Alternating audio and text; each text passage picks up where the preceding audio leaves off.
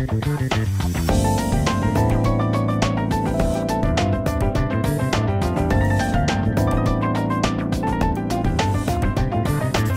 алейкум, урметли серджилеры. Добрый день, дорогие друзья. В прошлом выпуске ЛФБ мы говорили о работе и рабочем дне, а сегодня поговорим о должностях. Друзья, большое количество времени мы проводим на работе со своими коллегами. Коллега переводится как зенаатдаш, от слова зенаат – профессия. Слово «должность» переводится как рутбе, а также можно сказать вазифе. Вазифе также означает задание. У меня новая должность. Менде яны рутбе. Друзья, начальник – это баш, а также можно сказать башлык, директор, мудир.